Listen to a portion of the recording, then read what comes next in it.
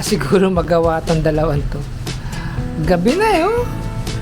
Biglang tumatawag, kuya. Ang paglingon ko, after ng kuya, nasa loob na ng garden. Ito, maket tayo dito sa bubong ngayon. Visual check ulit tayo sa ating solar panel. Yung pinahira natin ng tawag nito, yung kanyang epoxy resin. So,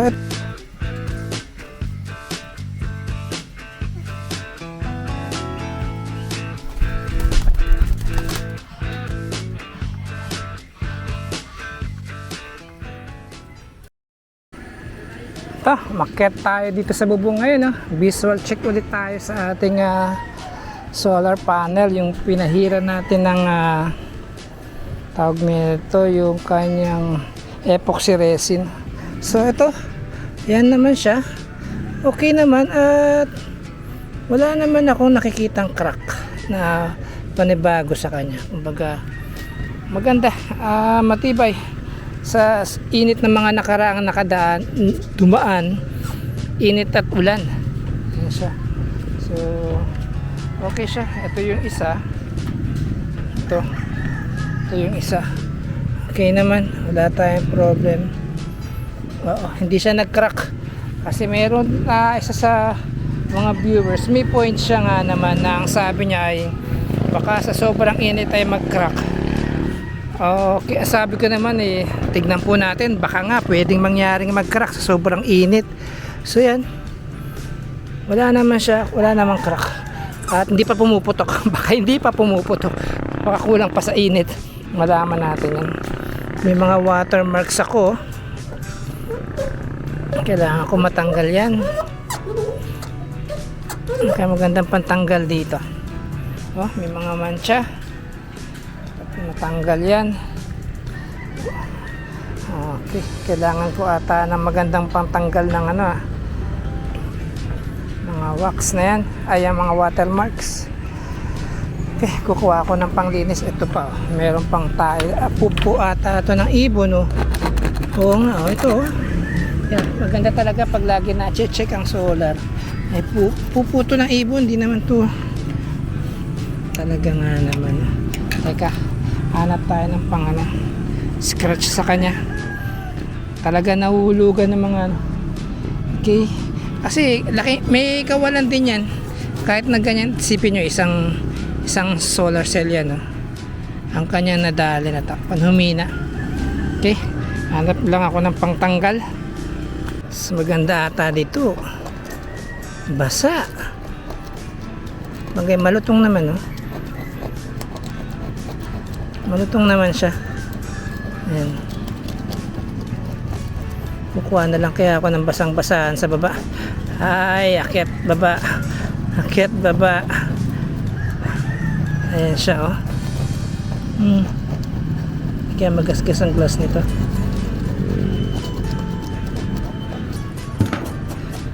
Kuha ko ng muna. Basahang-basa doon sa baba. Okay. Yun, tanggal din. Mamaya hindi ko pa pala napakain yung aking mga alagang ibon sa farm. Sus Mariosep, papunta tayo sa farm, pakainin ko yung mga bato-bato ibon dun. Bato-bato kung tawagin.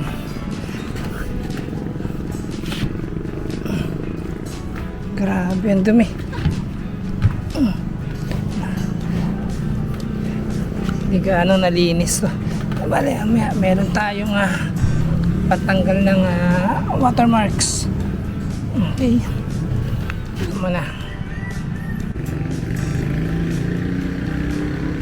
Kaya ayan, ang hirap ng kung walang daan dito sa gitna to, hirap maglinis yan. Paano abutin yung nasa gitna kung paikot lang ang dadaanan mo, diba? Eto, the best talaga yung meron daanan dito. Ayan, okay, tuloy tayo sa paglinis. Try nga nating sprayan to, itong sinasabi niya.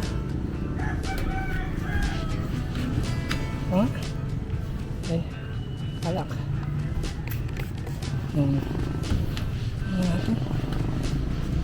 Hmm. Mabango ah. Oo nga, lumilinis nga. Oo. May kita mo, nawawala nga yung parang watermarks niya. Pwede.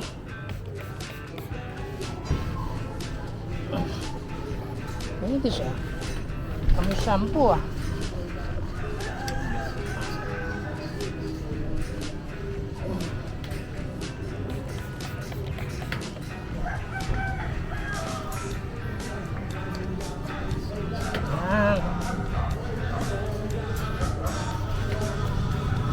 Pwede. Pwede siya, pwede. Ayos. Gagamitin natin ito.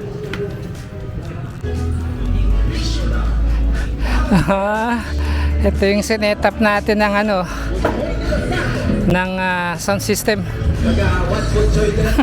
Kagawad Butchoy de los Santos.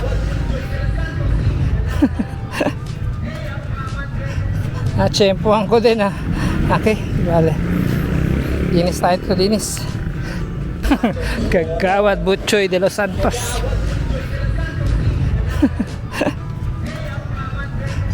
Tsempohan ko din Okay, vale. Linis tayo ito, linis. Grabe, makulimlim. Wala tayo gaanong harvest sa solar natin yan. Kaya nilinis na lang natin. So itong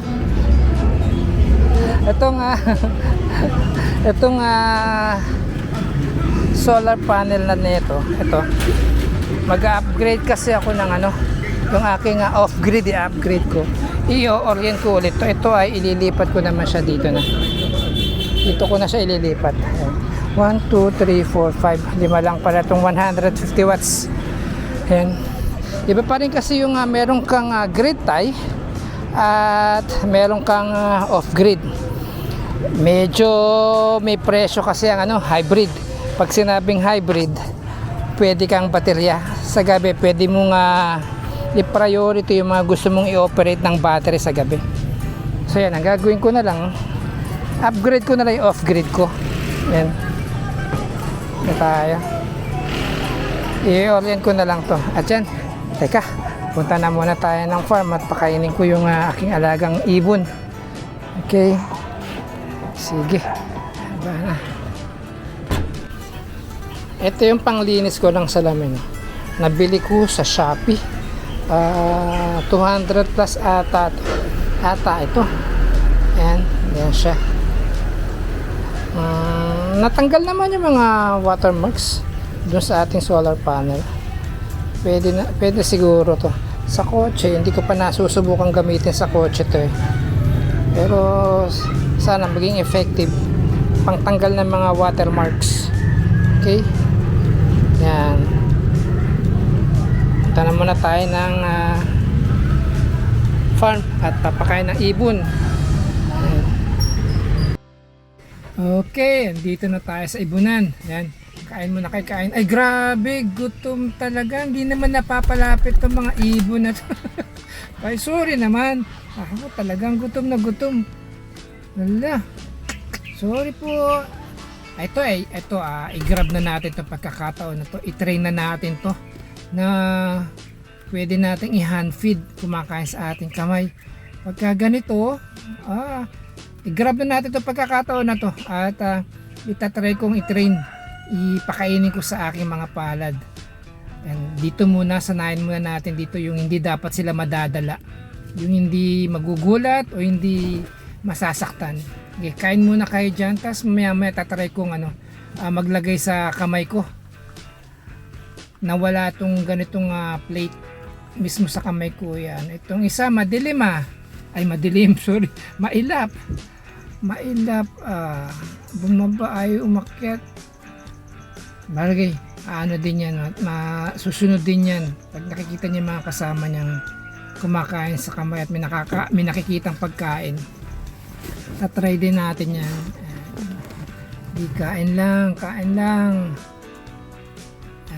Wag lang madadala. Pagka ganito kasing ganyang medyo nalapit na sa kamay, ay wag lang gugulatin.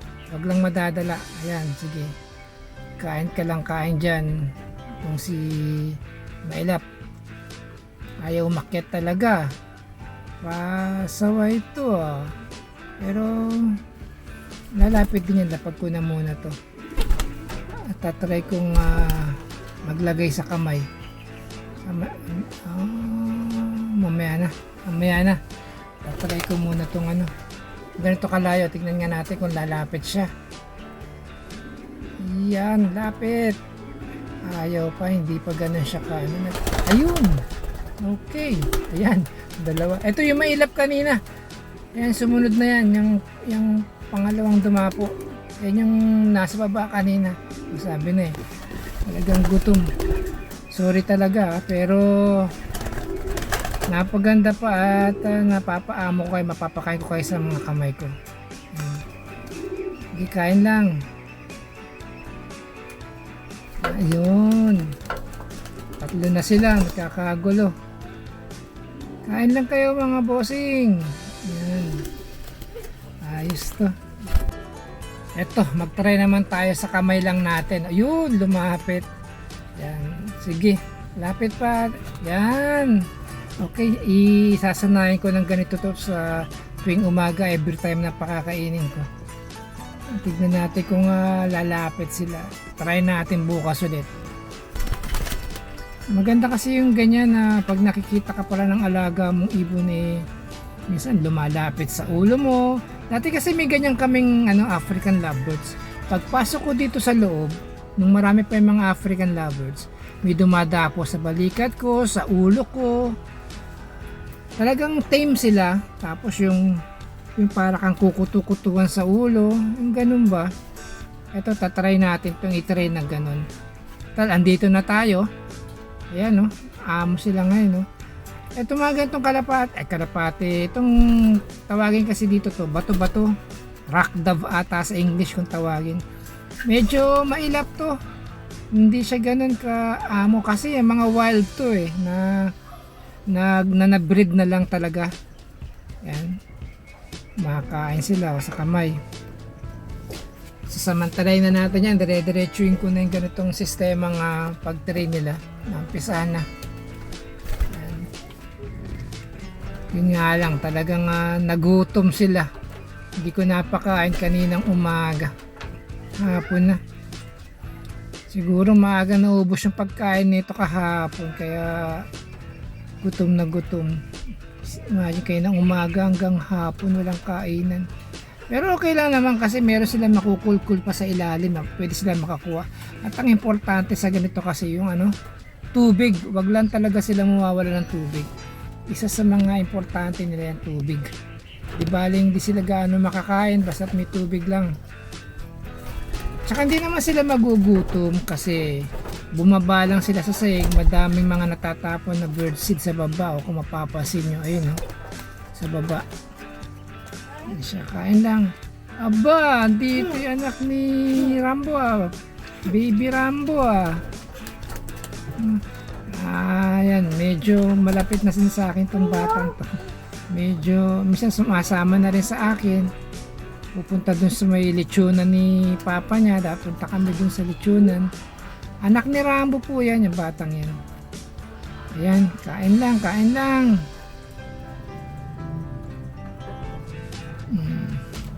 Nakakatawa pagka ganito, na-hand feed sila.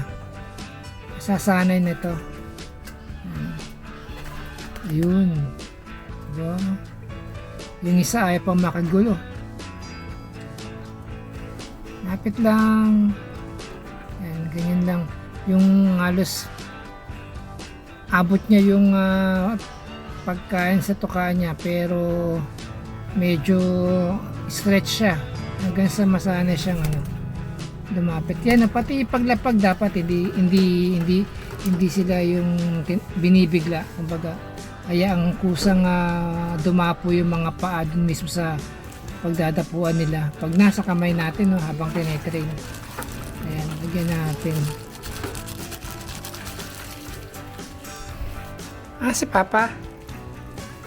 Si Papa. Andoon. Sige. Kala ko kung sinong mama yung tumatawag kanina. Ito palang dalawa. Mga Boy Boy TV. Ano, wala kayong pasok? Gabi na. Wala kayong pasok kanina? Pumasok ka kanina. Ikaw, Longlong. Ay, Loy Loy TV. Loy Loy. Bakit wala? Ha? Gabi na. Wala ka na makikita sa bubong. Kanina, umakit ako doon. Naglinis ako ng... Nakita mo ako. O, ba't di ka lumapit? Kaya na maliwanag. Pati sana nakakit ka din. Madilim na. Naglinis na ako ng solar panel kanina.